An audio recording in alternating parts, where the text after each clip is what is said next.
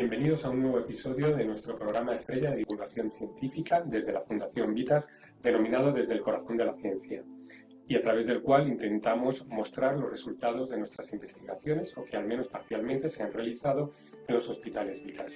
Hoy vamos a hablar de una patología muy interesante, porque es la segunda más frecuente después de la migraña en el campo de la neurología, quizá a la altura del Parkinson, Alzheimer o esclerosis múltiple.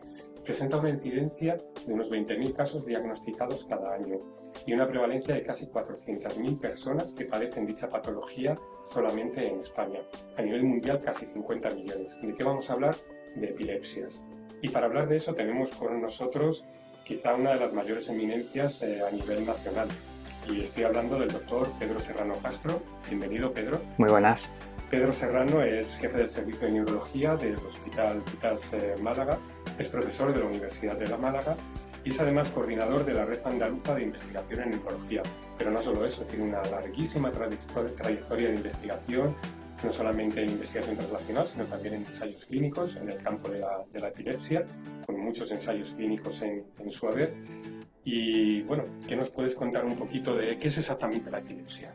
Bueno, en primer lugar, muchas gracias por la invitación. Para mí es un placer y un privilegio estar compartiendo estos minutos aquí en un programa tan interesante, ¿no? Y que aborda temas tan de actualidad.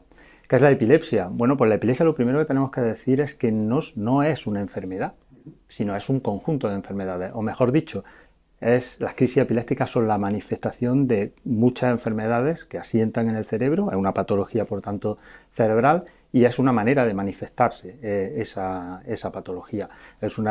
Como ha quedado reflejado en la introducción, es una patología tremendamente prevalente, tremendamente relevante desde el punto de vista del impacto en la calidad de vida y también del impacto sanitario, que nos obliga a que los recursos asistenciales pues estén acorde a su nivel de incidencia y de afectación de la calidad de vida, ¿no? Y además, si hablamos del origen, pues bueno, un tercio de las epilepsias se deben a problemas estructurales, como pueden ser malformaciones, tumores. Hay también aproximadamente un tercio que se deben a alteraciones genéticas y que muchas forman parte de síndromes y demás, muchas de ellas diagnosticadas en edad infantil, ¿verdad? Pero hay un tercio de ellas que no tenemos ni idea o no teníamos por lo menos ni idea de cuál es el origen de estas epilepsias. ¿La investigación ha podido avanzar un poquito más y sabemos ya un poquito a qué se deben estas epilepsias? Sí, exactamente. Esto nos plantea, hace unos años, tradicionalmente, cuando se investigaba un paciente que sufría crisis epiléptica, pues básicamente se podrían encuadrar en dos grandes grupos, ¿no?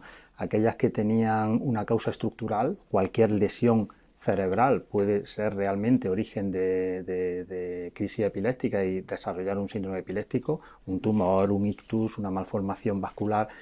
Quizás las causas más frecuentes son las malformaciones del desarrollo cortical, las displasias corticales, etcétera. Son epilepsias de causas estructurales. Y luego había un subgrupo de pacientes que poco a poco se ha ido conociendo mejor, que son las epilepsias de base genética. El paciente nace con una predisposición a padecer crisis epiléptica.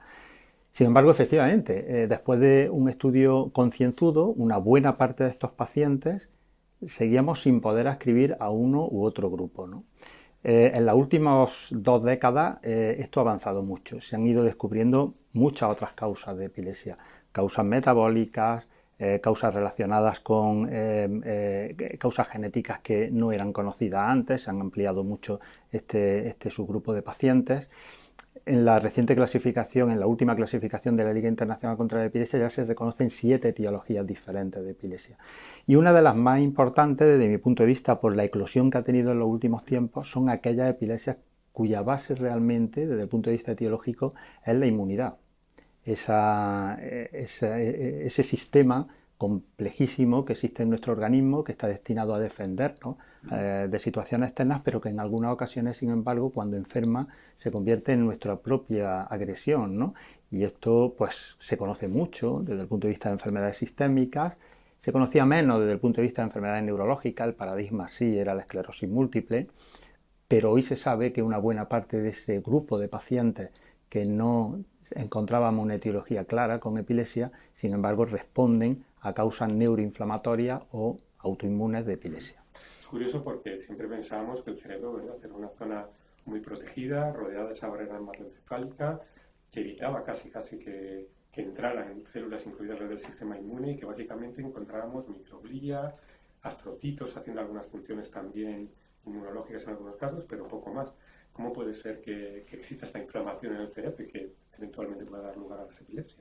Bueno, hoy se conoce mucho más, esto es quizás el core de todos los avances de conocimiento que ha habido en los últimos años, y hay dos factores relevantes. En primer lugar, efectivamente, la barrera hematoencefálica es un órgano, un instrumento de nuestro organismo que sirve para defender al sistema nervioso. En ese sentido siempre se ha dicho que el sistema nervioso es un órgano inmunoprivilegiado, ¿no? Precisamente porque dispone de esta barrera que lo aísla del exterior.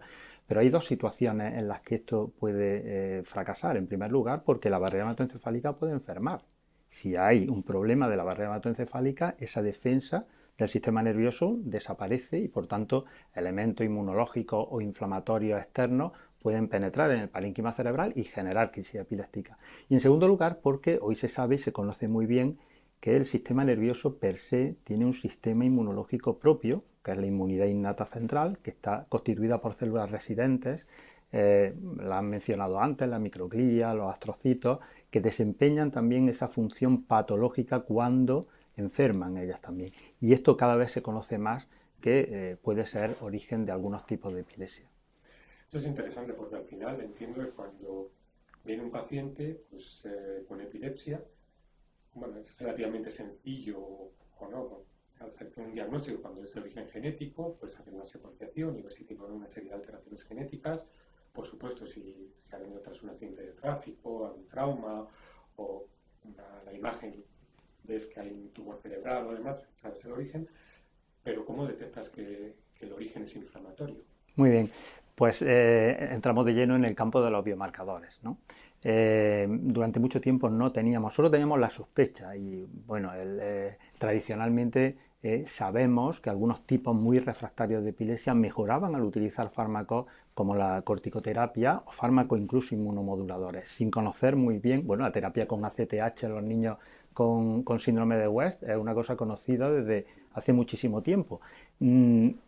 Eso traduce... La intuición, ¿verdad? Claro, que podía estar implicado el sistema inmune, pero no existía una demostración clara. Afortunadamente esto está cambiando y hubo un momento clave en la historia, de una historia apasionante del descubrimiento de todas las causas inmunológicas, digamos, de la epilepsia, que además estuvo protagonizado por grupos de investigación españoles, con el profesor Dalmau y posteriormente con Francesc Graus, que fueron los primeros que demostraron la existencia de autoanticuerpos que específicamente se dirigían frente a determinadas dianas que estaban situadas en las neuronas y que por tanto podían constituir una situación que llevara en último extremo a la epileptogénesis, ¿no? A partir de ahí se describieron una serie de síndromes relacionados fundamentalmente con encefalitis límbicas, pero hoy se sabe también con epilepsias crónicas relacionadas con la inmunidad y que estaban caracterizados por la presencia de autoanticuerpos. Anticuerpos frente al receptor NMDA del glutámico, anticuerpos frente al receptor LGI1. Hay algunos con personalidad propia que se han ido definiendo. Pero no queda ahí solo este tipo de epilepsia, porque ahí se sabe que había otros tipos de epilepsias crónicas y de encefalitis límbicas que no tenían asociados anticuerpos. Y probablemente estas están más relacionadas con ese otro tipo de inmunidad del que hablábamos, la inmunidad innata central, que está carente a día de hoy de biomarcadores. Poco a poco vamos sabiendo algunos más, pero sí que probablemente en el futuro podamos definir un perfil de determinadas moléculas que pueden definir, digamos, la impronta desde el punto de vista neuroinflamatorio de este tipo de epilepsia y permitirnos hacer un diagnóstico más preciso, ¿no? ¿Y esos biomarcadores dónde los buscáis? Al final tenemos que secuenciar al paciente, en sangre periférica, ¿dónde buscamos estos biomarcadores?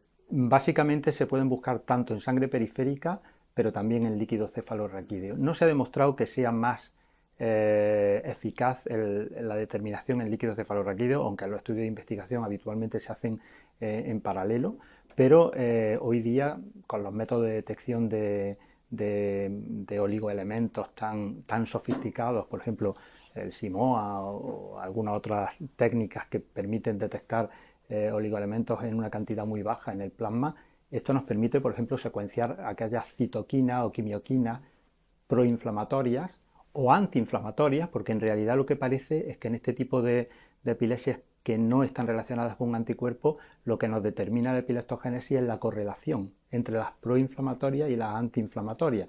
Y en muchas ocasiones uno de los trabajos recientes que hemos publicado precisamente va dirigido a la definición de un biomarcador que hemos denominado complejo, que es un cociente entre citoquinas proinflamatorias y antiinflamatorias que pudiera anticipar mucho, sobre todo el grado de refractariedad de las epilepsias, que es lo que más nos interesa. Eso es interesante, primero porque no es una molécula en cuestión que vayas a buscar, sino que al final tienes que hacer un perfil inmunológico del paciente y a partir de ahí pues, determinar si realmente tiene un origen inflamatorio o no. Y acabas de introducir un tema que también es muy interesante, al menos para mí. Aproximadamente el 60-70% de las epilepsias son tratables con fármacos, pero tienes como 30-40% que son refractarias, que no responden a ese tratamiento y que la forma de averiguar al final si el paciente responde o no es un poquito empírico. ¿Hay alguna forma también utilizando biomarcadores de ver qué paciente puede ser refractario o a cuál no se puede beneficiar de estos tratamientos para no someter al paciente a todo este... Claro, es una pregunta muy pertinente y muy interesante. Uno de los principales escollos con los que nos encontramos cuando afrontamos un paciente con epilepsia que empieza a no ir bien con los primeros tratamientos que ponemos es realmente acelerar el diagnóstico de epilepsia refractaria, porque ahí podemos buscar tratamientos no farmacológicos, cirugía de la epilepsia, neuromodulación, tanto estimulación del nervio vago o estimulación cerebral profunda, o en línea con lo que acabamos de decir, inmunomodulación en un subgrupo de estos pacientes. Sin embargo, en muchas ocasiones, y lo que es la tradición o la historia de estos pacientes, es que a lo mejor pasan 15-20 años hasta que se da ese paso de decidir que este paciente ya definitivamente tiró la toalla y es fármaco resistente. Sería muy importante, con un análisis de sangre o con una determinación de biomarcadores concreta, poder anticipar ese diagnóstico de refractariedad años en el tiempo y evitar años, por tanto, de sufrimiento y de impacto en la calidad de vida, ¿no? ¿Y esto se puede hacer? A nivel de investigación creo que ya se puede, ¿verdad? Bueno, esa ha sido quizás nuestras últimas investigaciones van relacionadas con eso. Tratar de definir con un solo biomarcador parece que no, pero sí con un conjunto de biomarcadores que lo que nos reflejen al final, ese cociente o ese índice, esa tasa que determinemos, el balance de neuroinflamación que hay en el cerebro de la persona. Parece demostrado con alto nivel de significación estadística que determinadas situaciones de balance a favor de la inflamación, de la neuroinflamación cerebral, se correlacionan inmediatamente con alto grado de refractariedad. En esos pacientes quizás no debamos esperar tanto tiempo y anticipar soluciones de otro tipo que no sean los fármacos anticrisis tradicionales, ¿no? Que sabemos que no van a funcionar. Con lo cual, le quitamos este tiempo de probar cosas que anticipamos que van a funcionar. La verdad es que esto es muy interesante y todo está bastante hilado. Es decir, tenemos un nuevo grupo de epilepsias cuyo origen puede ser inflamatorio. Además, somos capaces de detectarlo con un perfil inmunológico que hacemos al paciente de, mira, el origen de tu epilepsia es esta. Sabemos, por otro lado, y tenemos biomarcadores, aunque no sé si todavía ha llegado a la clínica, sí que se está en investigación, si esta epilepsia puede ser refractaria a los fármacos que normalmente se utilizan, pero existen tratamientos para estas epilepsias que son de origen inflamatorio. Una vez que hemos dicho que este paciente tiene una epilepsia de origen inflamatorio, podemos darle un tratamiento específico para esa epilepsia sin tener que esperar o darle este tipo de otros fármacos que no son dirigidos al sistema inmune. Claro, precisamente lo que conseguimos con este tipo de investigación es conocer muy bien cuál es la fisiopatología de los síndromes que conducen a la epilepsia, ¿no? Y puedo poner algún ejemplo relevante en este aspecto. Por ejemplo, existe un tipo de epilepsia inmunomediada que está relacionada con unos anticuerpos, los anticuerpos anti-GAD65, que van dirigidos frente a una enzima que se encarga de metabolizar el ácido glutámico, ¿no? Y que es el principal aminoácido excitatorio y que por tanto puede producir crisis epiléptica. Existe un fármaco muy reciente en el mercado que tiene un mecanismo dual, pero uno de sus mecanismos fundamentales es precisamente contrarrestar esto que el anticuerpo produce, ¿no? Lo que quiero decir es que haciendo un razonamiento puramente teórico podemos llegar a la conclusión de que la utilización de este fármaco en combinación con otro que potencia su acción GABAérgica pudiera bloquear precisamente, no ya tratar las crisis epilépticas, que es como tratar el humo. Podemos realmente tratar el incendio en este caso, ¿no? Que es el origen de la enfermedad, ¿no? Y esto, pues recientemente también nuestro grupo lo publicó en la revista Neurology con unos resultados. La epilepsia mediada, la epilepsia crónica mediada por anticuerpos anti-Gas65 se caracteriza porque es tremendamente refractaria y una epilepsia de naturaleza, o de evolución catastrófica, contra lo que poco podemos hacer, ni tampoco la cirugía de epilepsia es válida para este tipo de pacientes. Son pacientes, por tanto, huérfanos de tratamiento. Con esta deducción, que viene directamente de la investigación básica, podemos llegar a la conclusión de que con estos tratamientos, con esta combinación de fármacos, sí que bloqueamos los mecanismos intrínsecos de este tipo de epilepsia. Y este razonamiento se introduce de manera directa en lo que denominamos medicina personalizada, que solo nace de nuestro conocimiento de la fisiopatología de estos tipos de epilepsia y trasciende mucho a lo que ha sido siempre el tratamiento de la epilepsia, que consistían en fármacos anticrisis, en tratar el humo, no tratar el incendio, ¿no? Esto es interesante porque quizá es de las primeras veces que es verdad que se han utilizado fármacos frente al sistema inmune de una forma más o menos intuitiva o desconocida en el sentido que no sabemos el origen, pero quizás esta es de las primeras veces que se empieza a utilizar unos fármacos frente al sistema inmune, moduladores del sistema inmune, de una forma conocida, directa y plenamente consciente de que vamos a atacar este origen. Esto es lo fascinante de esta nueva era de la medicación dirigida al sistema nervioso central. Tengo que reconocer que el origen de este concepto de medicina personalizada no es neurológico, es más oncológico, ¿no? Donde se empezaron a conocer los mecanismos, pero la historia es la misma, es decir, conocemos muy bien qué es lo que sucede a nivel celular y a partir de ahí empezamos a deducir y a sacar conclusiones de cuál debe de ser el tratamiento ya personalizado para lo que sucede en una persona en concreto, ¿no? De ahí el nombre de medicina personalizada. Pues esto se empieza a reproducir a nivel de la neurología, no solo en epilepsia, sino en muchos otros campos, y yo anticipo que esto va a ser una época fascinante en el tratamiento de enfermedades neurológicas, ¿no? Sí, es verdad, tienes razón que esto empieza, bueno, prácticamente como casi todo, desde el principio de los ensayos clínicos empieza todo con la oncología, que es quizá ese eje en el que se han ido desarrollando desde las primeras etapas con las quimioterapias, con los gases mostaza y demás, moléculas pequeñas dirigidas contra el GPR y demás, y ya en el mundo de la modulación del sistema inmune, pero eso se va un poquito expandiendo a todos los campos y la neurología, también cardio, enfermedades autoinmunes, yo creo que se están beneficiando muchísimo de ese origen oncológico de estos conceptos para adquirir nuevos tratamientos. Yo creo que es tremendamente interesante porque ya tenemos en ensayo clínico unos resultados fantásticos, pero que además se están trasladando a la clínica. Entiendo que ya hay pacientes que el estándar of care es precisamente este tipo de tratamientos que se han basado en investigación relacional, luego en un desarrollo clínico importante y que ya están en la clínica realmente esos tratamientos. Hay pacientes ya hoy en día que le puedes hacer este perfil y tratarles fuera de un ensayo clínico con estos moduladores del sistema inmune de forma consciente y dirigida, ¿verdad? Sí, sí, sí. Bueno, el ejemplo que he puesto antes, un tipo de terapia dirigida, no es una terapia inmunomoduladora, pero sí una terapia dirigida en función del mecanismo de acción. Pero si nos vamos a terapias inmunomoduladoras, existen muchos ejemplos. Sin ir más lejos, hay otro tipo de epilepsia catastrófica, es la encefalitis de Rasmussen, que es el paradigma quizá de esas patologías relacionadas con la disfunción de la inmunidad innata central, ¿no? En concreto, estudios de ciencia básica en este tipo de pacientes revelan que ahí lo que está, parece que la molécula que tiene mayor protagonismo desde el punto de vista patogénico es el TNF-alfa, el factor de necrosis tumoral alfa. Bueno, pues con un razonamiento similar al que he expuesto antes, un grupo francés hace unos años publicó una serie de casos de pacientes con encefalitis Rasmussen tratados con un fármaco anti-TNF proveniente de otra área de la medicina, de la reumatología, el adalimumab.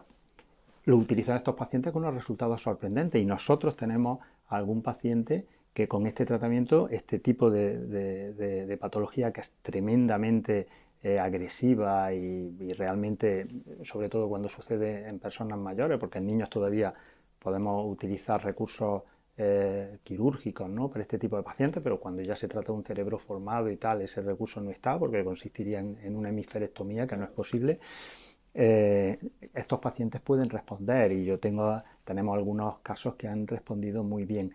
Nuevamente un ejemplo del razonamiento que parte de la fisiopatología de la enfermedad y progresa hacia un planteamiento terapéutico, ¿no? Interesantísimo. ¿Y podrías darnos algún caso o explicaros uno o dos casos de pacientes, quizá en ensayo clínico, que realmente se han beneficiado de una forma grande y absoluta de este tipo de tratamientos? ¿Cómo era su perfil, su historia? Bueno, me viene a la cabeza precisamente una chica con una encefalitis de Rasmussen, que llegó 22 años, estudiante de medicina. La encefalitis de Rasmussen no solo produce crisis epilépticas, produce también, se trata de una enfermedad que afecta a todo un hemisferio cerebral. Es un tipo de encefalitis inflamatoria, pero muy unilateral, muy asimétrico de un hemisferio cerebral. Produce hemiparesia, produce alteración, produce un síndrome que se llama de epilepsia parcial continua. Siempre hay crisis permanentemente, lo cual invalida evidentemente los miembros de ese lado. Llegó en silla de ruedas, ¿no?, sin diagnóstico, porque era un caso muy, muy extraño.